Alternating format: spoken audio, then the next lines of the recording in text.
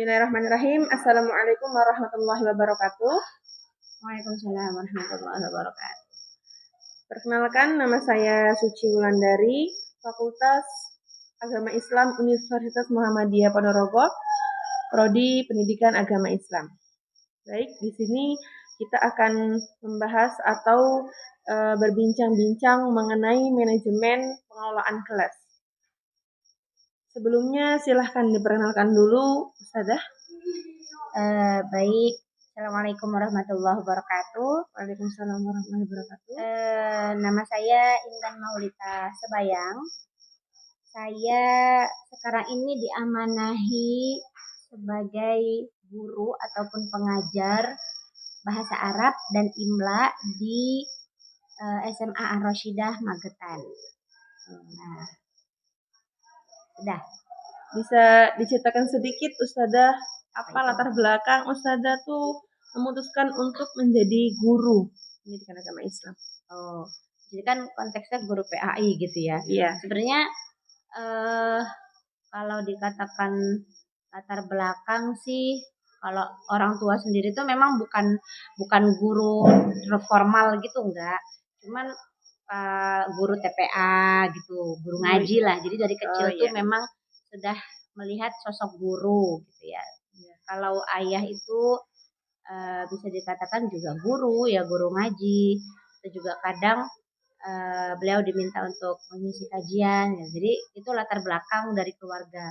Kalau saya sendiri mungkin melihat role model dari orang tua ya. Jadinya sebenarnya kalau pribadi sih tidak memutuskan akan menjadi guru sebenarnya. Nah, cuman karena mungkin udah takdir Allah juga kali ya. Jadi kayak jalan dakwahnya itu untuk sekarang ini memang di bidang pendidikan. Nah, ngepasin dengan jurusan saya bahasa Arab, jadi makanya dikasih pelajaran bahasa Arab, kan termasuk dari pendidikan agama Islam ya, itu bahasa Arab. Ya, gitu. Kemudian apa sih motivasi Ustazah itu memilih untuk menjadi profesi sebagai guru? Ya, jadi kalau dibilang motivasi, saya bisa dikatakan ya terinspirasi ya, melihat orang tua yang telaten gitu kan, sabar gitu, ngadepin anak-anak, misalnya mengajarkan ngaji, berarti kan huruf-huruf hijaiyah gitu ya, bisa dibayangkan, belum lagi nanti kalau salah bacaannya gitu. Nah, jadi sebenarnya hal menurut saya mungkin dulu waktu kecil enak sekali gitu, simple gitu ya. Ternyata setelah kita dalami ilmunya malah itu jariahnya besar sekali ya kan, karena dia ngajarin dari dasar sekali. Ya. Nah, itu mungkin jadi motivasi saya juga. Walaupun awalnya memang tidak kepikiran bakal mau terjun di bidang pendidikan gitu. Oh iya. Jadi niatnya tuh ya paling kalaupun mau jadi guru ya kayak guru-guru ngaji aja gitu, TPA gitu kan, bukan yang di kelas formal seperti ini. Itu mungkin bisa jadi motivasi satu dari kehidupan. Kemudian setelah masuk pondok juga ketemu dengan ustadz-ustadz yang memang bergelutnya di dunia dakwah dan pendidikan. Ya, akhirnya saya mungkin bisa dikatakan mengambil lah sebagaimana yang Allah firmankan di dalam surah Fussilat ini ayat 33 ya. Jadi inginnya tuh ingin menjadi orang yang perkataannya baik. Kan? Kalau dalam ayat tersebut bunyinya waman ahsanu qaulan mimman da'a ilallah gitu kan ya. Jadi yang sebaik-baiknya perkataan itu adalah mereka yang menyeru orang lain untuk beribadah kepada Allah. Berarti kan berdakwah ya, mengajak orang lain untuk beribadah kepada Allah, kemudian mengajak orang lain untuk beramal solih gitu. Ya itu jadi motivasi saya. Nah, motivasi saya sebenarnya bukan ingin mensolehkan orang lain, justru karena ayat itu dalam tafsirnya intinya kayak apa namanya, mengajak si dai ini untuk bisa memantaskan dirinya dulu, baru dia mengajarkan ke orang lain Orang gitu. Jadi lain. sebenarnya motivasinya itu. Oh Jadi iya. terjun ke dunia dakwah atau mungkin terjun di dunia pendidikan ya untuk baikin diri saya dulu sebenarnya gitu. Kan nggak mungkin kita ngomong Tanpa kan ada kita ngomong ilmunya. nggak mungkin kita ngomong tanpa ada ilmu, nggak mungkin kita menyampaikan sesuatu juga bukan kita yang sudah melaksanakan dulu gitu. Iya, betul. Nah, makanya itu sebenarnya motivasi untuk diri saya dulu gitu. Akhirnya ya sudah Akhirnya dijalankan. memutuskan untuk Akhirnya terjun ke dunia pendidikan. iya, itu kayaknya takdir deh. Karena kan dari awal kan niatnya Alhamdulillah. mau jadi pengajar. Berarti ya. itu bonus ya, Us? Ya, bonus. Ya, itu bonus.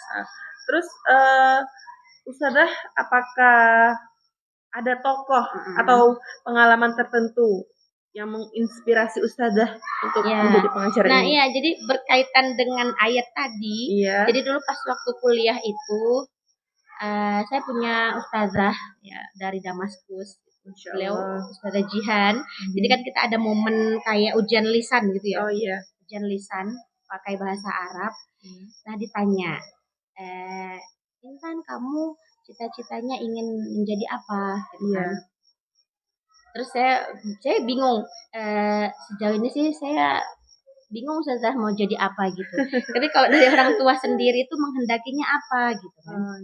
Kalau dilihat dari orang tua memang sejak kecil itu menginginkan saya itu juga terjunnya di dunia dakwah seperti itu. Oh, iya. Nah, jadi kayak memang dari kecil tuh sudah selalunya mindsetnya, nak kamu ini nanti apa namanya ditunggu umat gitu. Jadi dari kecil tuh udah digituin terus. Sudah ditanamkan mindsetnya kamu belajar yang baik, yang baik, apa ambil semua ilmu, serap semua ilmu agama, ilmu apa saja yang baik.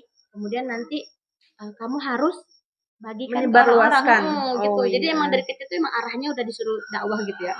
Nah, kemudian pas saya ceritakan ke ustazah itu, loh, kamu jadi ustazah, kamu jadi guru itu kan juga sedang berdakwah, Intan. Oh iya, jadinya anak kepikir.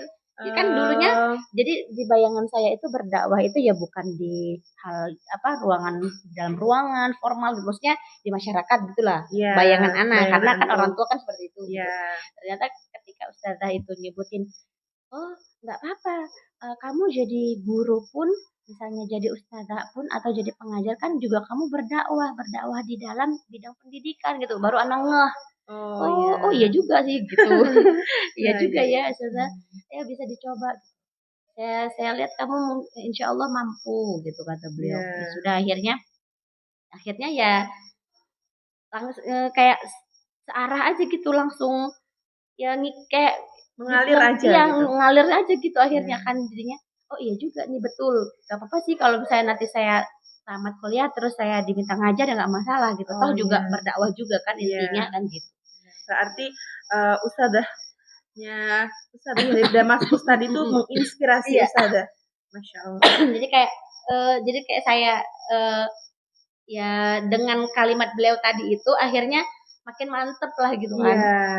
Makin mantep mau berjuang dalam lembaga dan dunia pendidikan dan di dunia pendidikan. Kemudian sebagai guru yang sudah lumayan berpengalaman ya Ustazah ya. Pengalaman. Iya, sudah lumayan berpengalaman lah di dalam kelas. Menurut Ustazah seperti apa sih manajemen kelas itu dan apa yang penting dalam lingkungan pendidikan manajemen kelas? Manajemen kelas dulu ya. Kalau sebatas ilmu yang saya pahami tentang manajemen kelas itu berarti bagaimana kita menciptakan suasana kelas itu yang nyaman, yang kondusif untuk anak-anak itu bisa menyerap ilmu dengan baik, gitu ya. Kemudian mereka tidak terbebani. Kalau dilihat anak zaman sekarang tuh kayaknya mau belajar tuh terbebani gitu ya. Iya. Jadi terlalu sepaneng. Tidak merasakan itu kebutuhan, malah jadi kayak itu paksaan. Padahal kan ilmu itu kebutuhan kan. Betul. Jadi mungkin manajemen kelas itu ya gimana kita sebagai seorang guru ataupun penanggung jawab kelas ataupun penanggung jawab sekolah itu mampu memberikan lingkungan yang nyaman, yang kondusif, ya yang apa namanya, yang bisa memenuhi atau yang bisa membuat anak-anak tadi tuh jadi semangat menuntut ilmu. Iya. Seperti itu ya. Nah, kalau konteksnya kelas berarti kan di dalam kelas itu aja. Iya. Ya, yang penting mereka semangat dan nyaman. Ya, jadi itu insya Allah ilmunya bisa keserap. Iya, betul. Dan merasa kebutuhan kan, jadinya ya nggak terpaksa. Nggak terpaksa. Betul. Oh iya, sangat penting ya berarti ya kemudian Ustazah, menurut antum bagaimana sih strategi efektif dalam mengelola kelas yang beragam? Mungkin bisa pertama sekali itu ya, ketika awal kita masuk kelas mungkin kita membuat aturan yang jelas, yang mana aturan yang jelas yang diwajibkan seluruh murid tadi harus bisa kita pastikan dia akan mematuhi aturan tersebut. Jadi aturan itu nggak cuma dibuat doang, jadi memang dilaksanakan. Itu satu. Kemudian kita juga bisa membuat suasana kelas itu tadi menjadi nyaman. Kemudian bagaimana kita harus bisa membuat siswa itu tadi fokus saat proses belajar mengajar berlangsung. Kemudian mengapa pentingnya kita itu untuk membangun hubungan yang baik sama siswa ataupun murid-murid kita? Ya itu modal. Hubungan yang baik antar guru dan murid itu adalah salah satu modal yang menurut saya penting dalam bagaimana si murid tadi bisa menerima ilmu yang akan kita transferkan ke dia, kita sampaikan ke dia. Kalau hubungan baiknya tidak ada, ibarat tidak punya ikatan emosional, kita tidak punya hubungan tadi ya, kasih sayang ya antara guru dan murid, guru dan murid, ya susah ya. Nah, jadi dia tadi kalau dia gini, kita kalau misalnya nih, kita kan sebagai guru ingin murid kita lebih baik dari kita gitu kan. Nah, kita tuh harus bisa memberikan kepercayaan itu ke murid kita. Maksudnya harus membangun atau harus membuat dia percaya bahwa saya ini ingin kamu menjadi orang yang lebih baik. Nah, jadi kan gimana caranya kita harus bisa melakukan pendekatan diri ke dia, sehingga dia tuh nyaman, kemudian nerima maksudnya kita tuh apa gitu. Karena kan salah paham kadang, ada yang merasa ustazahnya atau ustaznya tuh terlalu ngatur saya, gitu. Terlalu ikut campur urusan saya, gitu kan.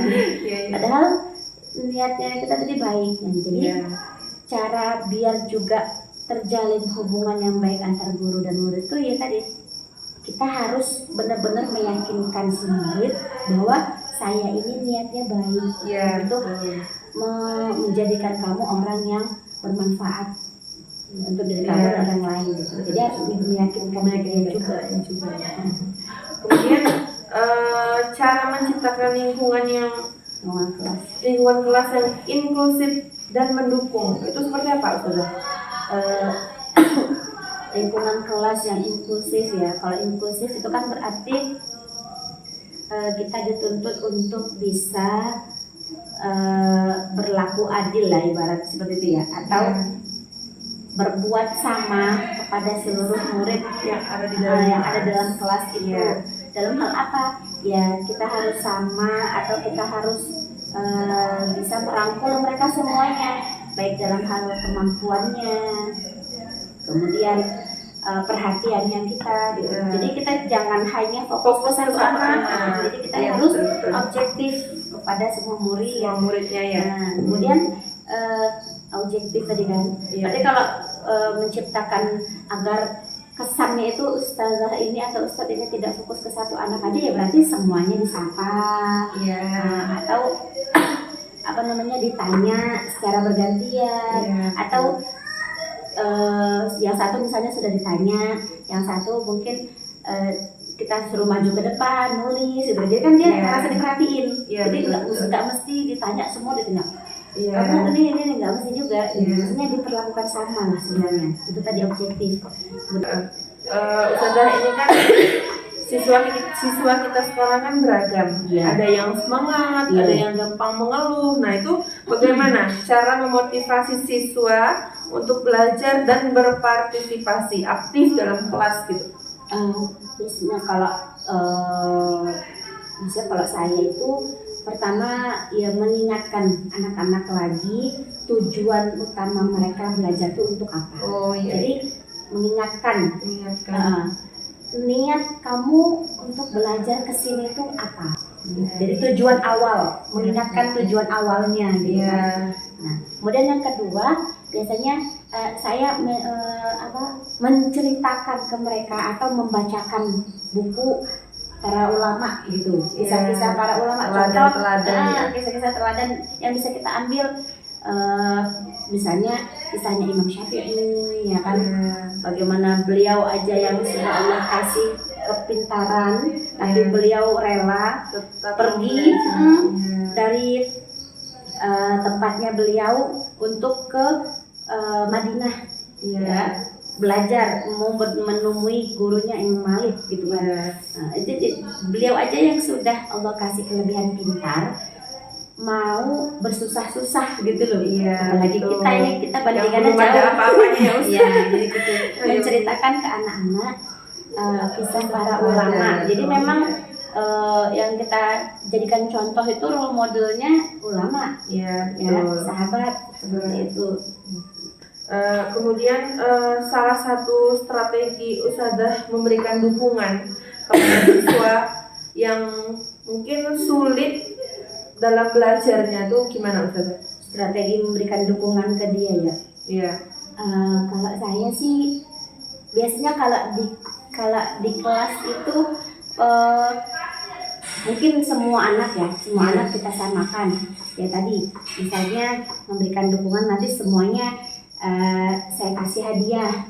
Oh iya, reward ya seperti itu.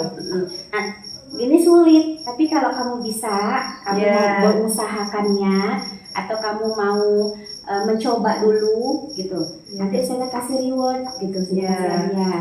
Nah, biasanya di luar jam mengajar juga, biasanya saya akan panggil si anak, gitu, ngajak ngobrol.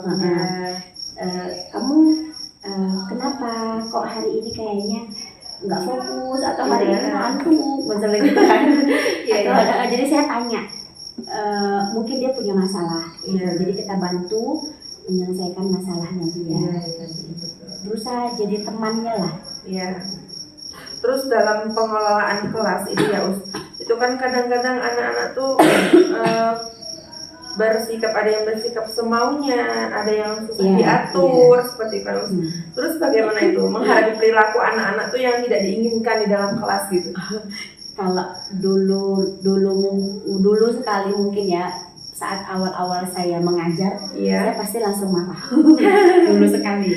Nah, tapi kalau sekarang ini itu kalau udah marah itu si anak itu langsung menjauh memang. Nah, jadi mulai kita kan maksudnya pernah masuk dari kelas 1, kelas ini gitu ya. Jadi mengambil pelajaran dari itu semua, ketika melihat ada konflik di dalam kelas, itu biasanya saya menghela nafas panjang dulu, istighfar. Jadi ngatur emosi sendiri dulu sebenarnya. Nah, jadi karena tadi kalau sudah langsung meluapkan emosi gitu kan, nah makanya kita manusia juga ya. Nah itu nanti entah si anaknya yang jadi makin berontak, atau si anaknya malah jadi makin tertutup. Jadi biasanya kalau sekarang ini dengan berjalannya waktu tadi ya, itu hikmahnya juga ya. Iya, betul betul. Jadi dia Seorang guru tuh bisa mengambil Harus. pelajaran. Iya, Iya. harus Mengelola emosi. mengelola emosi Iya, dulu. betul, Jadi betul. kalau ngeliat yang udah nggak enak-enak, biasanya saya langsung Menghela nafas. napas panjang, istighfar dulu. Bahkan pernah ada satu kondisi saya menjauh dulu. Oh Jadi iya. saya iya. keluar dulu gitu. Sebentar aja, kemudian keluar depan pintu, masuk lagi gitu kan. Iya. Jadi mengalihkan suasana hati dulu. Iya, Nanti betul. kalau saya sudah tenang, Masuk baru- lagi ke iya, kelas. Oh iya. menanyakan lah, menyelesaikan konflik tadi. Iya. Terus setelah kita menyelesaikan konflik yang ada dalam kelas yang tidak nyaman tadi itu, menurut Ustazah pendekatan apa yang efektif untuk menangani konflik antar siswa? Kan biasanya siswa kan kadang memiliki konflik walaupun sekecil apapun, mereka kadang gak suka sama temannya, kadang sudah ada konfliknya gitu kan. Itu gimana cara menanggapinya Ustazah? Kalau dikatakan ini kan yang ditanya pendekatan ya, Iya. pendekatan yang paling efektif. Kalau Ana sih ketika terjadi konflik itu biasanya saya akan panggil si anak, tapi memang enggak langsung di saat itu. Oh iya. Jadi kayak anak kasih waktu dia dulu gitu buat ngelola emosinya. Iya. Biasanya gitu. Cuman anak masih ingat kejadiannya gitu loh. Nanti misalnya kalau kita di pondok gini kan, nanti sore saya panggil deh gitu si anak tadi, atau siang. Nah itu terus nanti manggilnya bagaimana? Apakah langsung dua anak yang konflik tadi ini itu juga beda-beda. Saya lihat dulu kira-kira si anak ini sudah bisa nyaman belum kalau ketemu temennya yang tadi habis berkelas sama dia misalnya gitu. Kalau misalnya mereka sudah nyaman walaupun masih ada gerundel-gerundel di hati, biasanya langsung dua-dua tak tanya ya berbicara dari hati ke hati gitu lah. Tapi kalau memang masih kayaknya masih keselnya banget gitu kan, biasanya saya panggil terpisah satu-satu menyelesaikan. Jadi pendekatannya ya memang pendekatan emosional. Iya betul.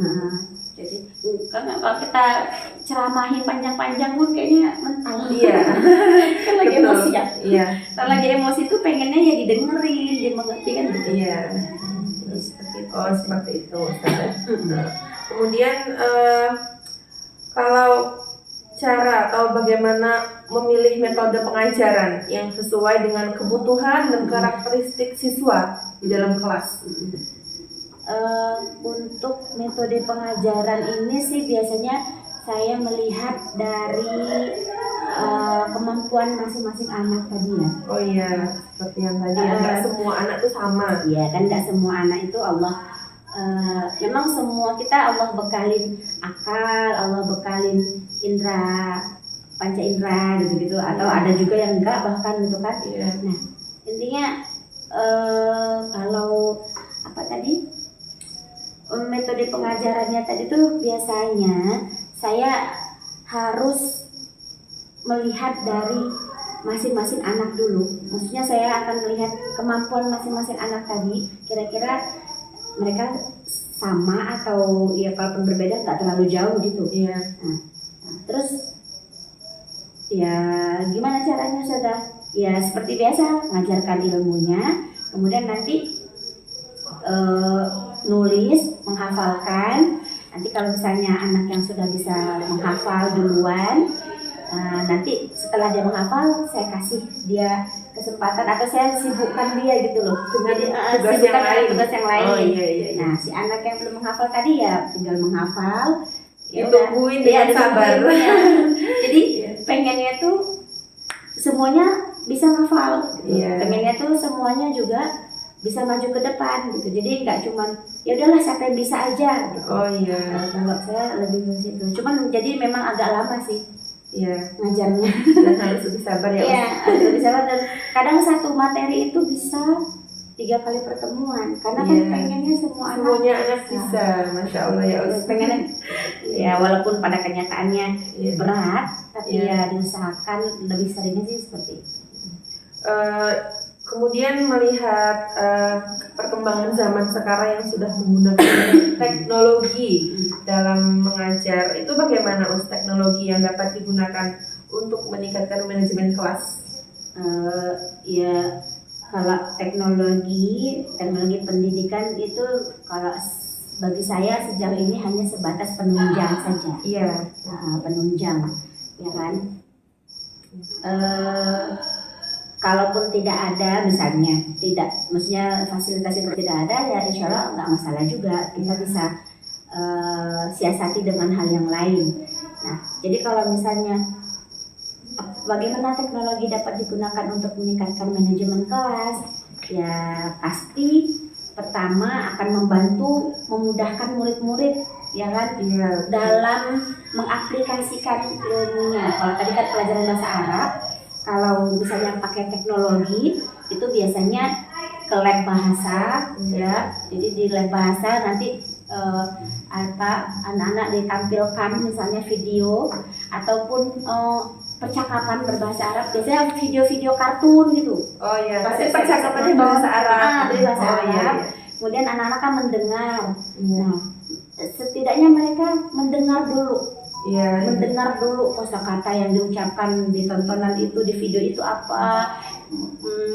Belum, sejauh ini sih belum sampai tahap menerjemahkan ya. Belum. Jadi cuman ingin dengan teknologi yang ada tuh membiasakan mereka untuk mendengar saja dulu. Jadi ya membantu. Jadi anak-anak mungkin dengan mendengar bisa memahami ya, Ya bisa memahami. Kemudian dia bisa ngebedain. Oh ternyata kalau orang Arab langsung yang ngomong tuh cara logatnya tuh begini loh, gitu. Kan kalau kita kan beda ya. Terbawa logat. Asal kombinasi sama logat asli kan gitu. Betul. Jadi ya bisa digunakan juga untuk meningkatkan manajemen kelas tadi. Insya Allah ya. Zaman semakin maju ya, Jadi harus dimanfaatkan. Dimanfaatkan. Cuman memang sejauh ini ya masih penunjang. Jadi bukan kebutuhan utama yang harus ada, misalnya kayak laptop gitu.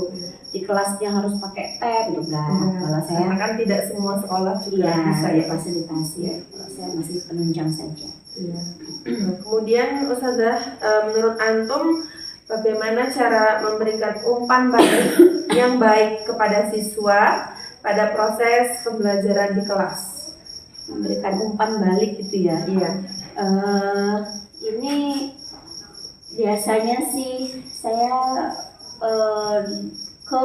memberikan tugas gitu ya. Kalau dikatakan umpan balik berarti kan dengan tugas yang saya kasih, saya berharap bisa melihat sejauh mana pemahaman si anak tadi. Iya betul. Seperti itu. Berarti dari tugas. Atau bisa juga dari diskusi.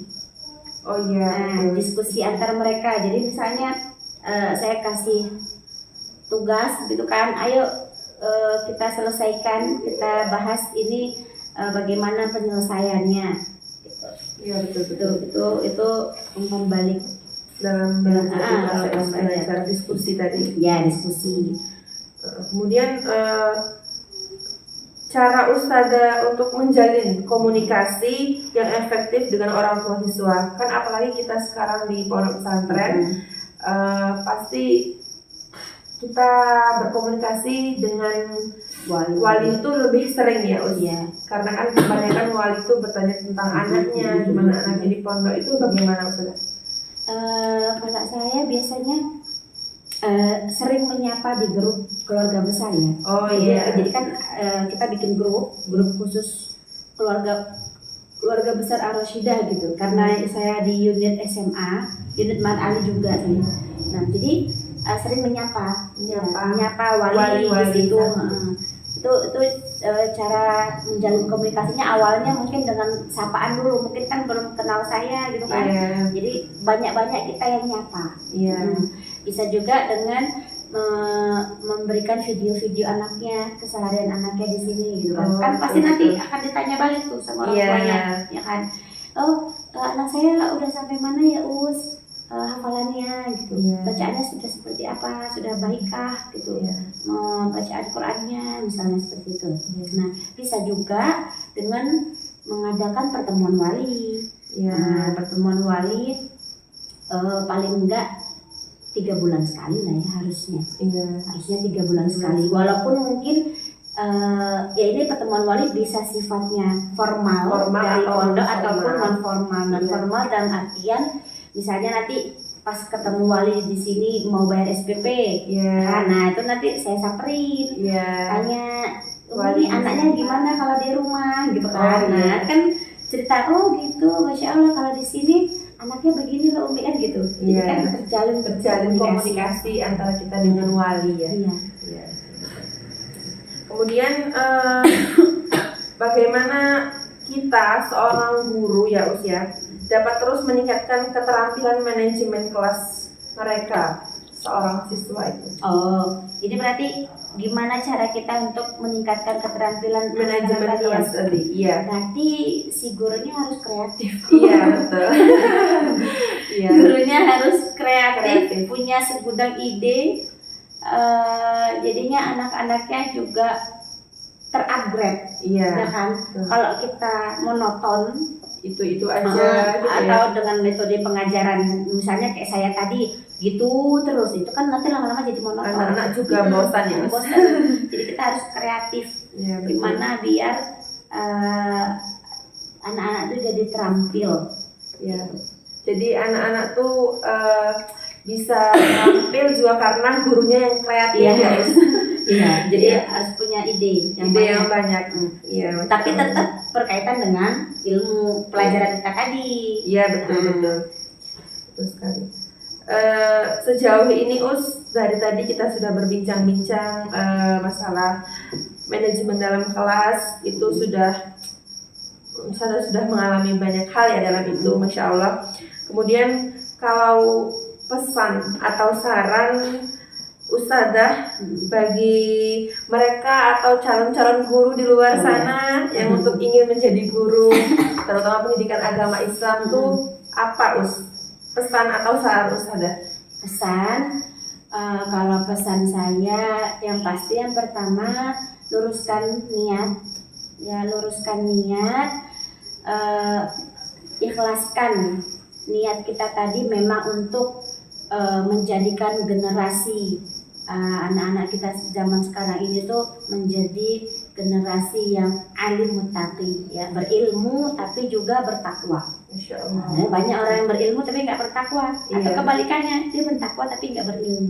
Iya. Jadi harus kita ikhlaskan diri kita, kemudian luruskan niat kita. Jadi tadi ya kembali ke tujuan tadi mau menjadi guru itu apa. Iya.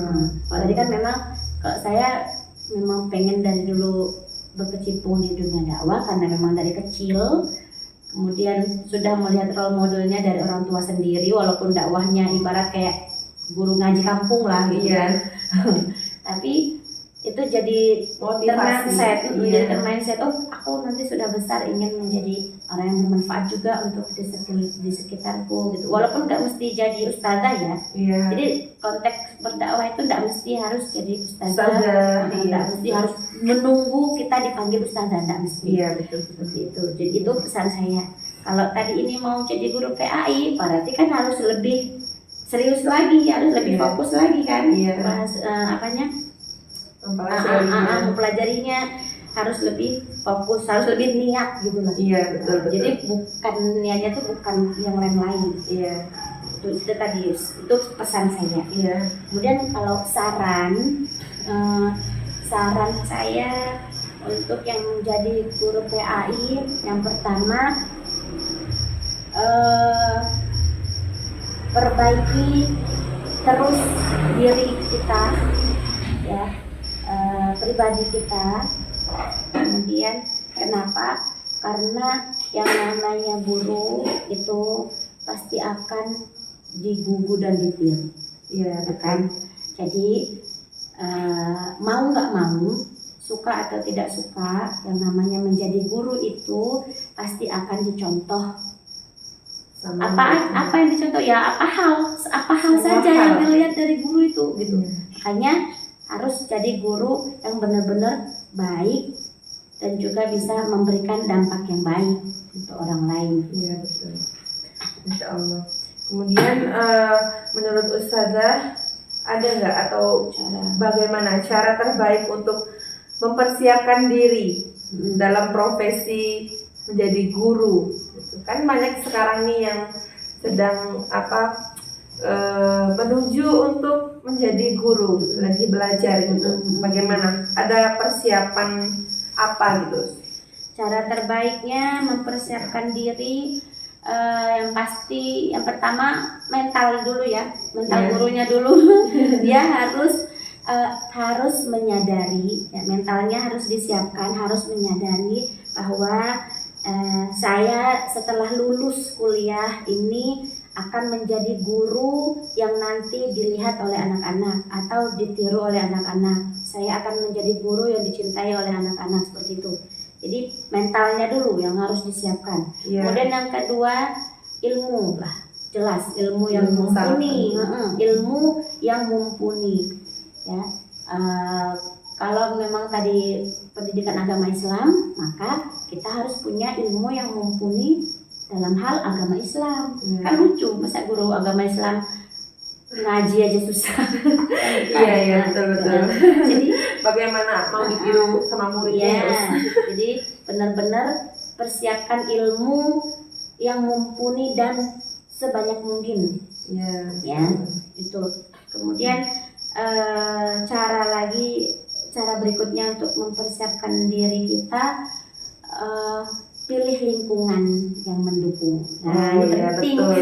Sangat penting ya. Penting lingkungan. Kenapa? Kalau lingkungan kita guru, tapi guru yang hanya mungkin fokusnya cukup menyampaikan ilmu saja, ya nanti kita pun jadi seperti itu.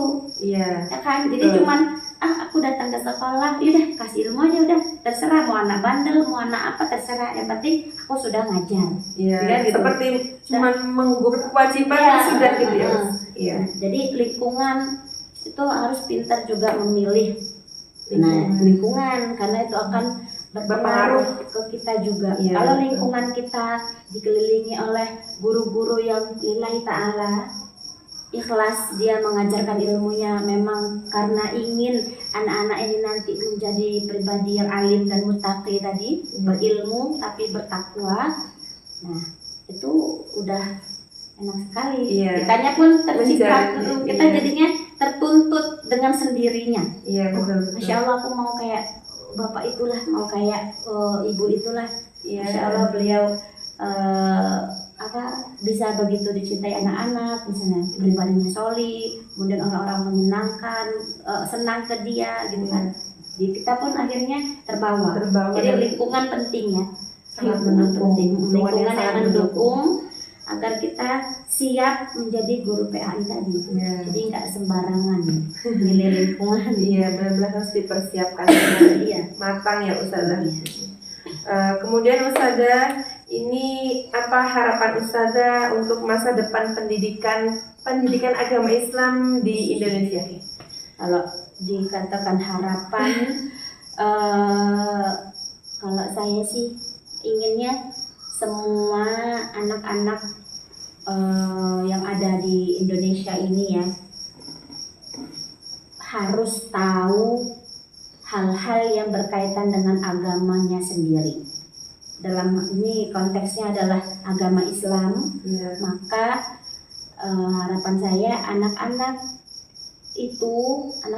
yang ada di Indonesia ini harus benar-benar memahami agama Islamnya, agamanya gitu. Harus memahami. Jadi nggak cuman menganggap agama Islam itu hanya berputar di sholat, puasa, zakat, haji bagi mampu, syahadat gitu doang, enggak.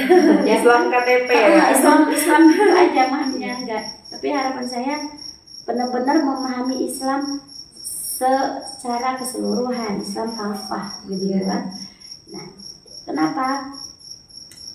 Ya, namanya seorang muslim pasti itu modal yang akan dibawa nanti saat kita di akhirat kan. Betul. Harapan pendidikan PAI ya. Jadi inginnya karena ingin anak-anak seperti itu tadi, maka saya berharap pendidikan untuk pelajaran agama Islam itu mungkin nggak perlu ya, kalau dikatakan banyak, sebenarnya sih kalau dilihat juga di sekolah umum ya sedikit ya. Jadi pengennya ya juga untuk memenuhi tadi kita kan berarti harus banyak memberikan ilmu ke mereka. Nah, Iya. kalau di dalam sekolahnya aja waktu belajar agama Islamnya sedikit, agak lama nanti mereka bisa Iya, memahami memahami agamanya tersebut. sendiri. Nah, jadi mungkin harus dari apa namanya, Menteri Pendidikan kita juga mungkin ya. Iya. Jadi harus harus peduli terhadap tentang pendidikan agama Islam itu tadi. Iya, Jadi betul. jangan terlalu sedikit Iya, jamnya di kelas atau gitu di sekolah gitu iya kan. betul. Jadi Iya, berarti kita harus memperdulikan ya setiap sekolah tuh pelajaran pendidikan Iya. agama Islamnya mungkin lebih dibanyakkan jamnya mungkin ya Us ya. bisa dibanyakkan jamnya atau pelajaran-pelajaran yang memang penting Iya. itu difokuskan ke situ Iya, gitu. pokok-pokoknya Ya, ya, pokok-pokoknya saja gitu. Iya, betul. Pokok-pokoknya itu memang harus sudah ditanamkan bahkan dari mereka TK ya. Iya. Jadi kalau bicara pendidikan agama Islam berarti kan sejak dini. Iya, betul. Berarti dari mulai TK bahkan mungkin dari balita. Iya. Itu bisa itu diajarkan pendidikannya. Iya. Bisa dengan kita mentalaki, membacakan cerita-cerita Islami itu ada. Iya, Pengen itu seperti itu. Jadi diperhatikan dari Sejak masih dini. bayi ya, Iya. bayi bahkan bukan dinilai dan anak kecil Iya. ya. Dari bayi sampai nanti dia dewasa itu perlu diperhatikan. Kemudian Ustazah, ini tadi sudah banyak sekali cerita atau pengalaman Ustazah Intan dalam mengajar pendidikan agama Islam. Masya Allah, cerita dan inspirasinya sangat malah menginspirasi saya sebagai seorang calon guru ya Ustazah ya. Nah, sejauh ini apakah ada proyek atau tujuan pribadi Ustazah sama Ustadz yang ingin dicapai dalam karir menjadi seorang guru ini? Proyek ya atau tujuan pribadi. Kalau saya pribadi sih pengennya akan banyak anak-anak yang bisa berbahasa internasional bahasa Arab kalau saya. Oh, berarti mungkin Ustazah tuh pengen Ya punya kayak rumah Ustadz atau sekolah. Ya seperti Oh, itulah. Masya Tapi Allah. memang fokusnya di Bahasa pendidikan Arab. agama Islam dan bahasa Dan Arab. bahasa Arab. Jadi ya berarti kan di dalamnya nanti ada tahfidz, semua hal yang berkaitan dengan itulah. Iya. Pengennya itu seperti itu. Berarti Ustazah pengen mendirikan sekolah Ya, Ustazah. Masya Allah. Katakan Karena kan seperti itu. sekolah tuh juga ladang pahala kita ya. Oh, besar sekali. Iya, besar Di sekali sekolah. karena kita bisa menyalurkan ilmu, dan kalau misalkan murid itu bisa menerima dengan baik, artinya kan ilmunya menjadi jariah ya Us. Iya. Masya Allah, alhamdulillah kita telah membahas beberapa manajemen pengelolaan kelas. Kita sudah membahas atau bertanya-tanya tentang inspirasi atau motivasi. Itu sangat bermanfaat sekali. Mungkin kita cukupkan di sini. Terima kasih Ustazah atas waktunya sudah mau meluangkan untuk berbagi ilmu kepada semua yang menonton. Ya, Seperti itu. mudah-mudahan yang disampaikan bisa bermanfaat. Amin. Ya, baik saya pribadi juga bisa menjadi pribadi yang lebih baik dan bisa memberikan manfaat untuk orang lain juga. Semoga kita semua bisa menjadi manusia yang berilmu dan bertakwa.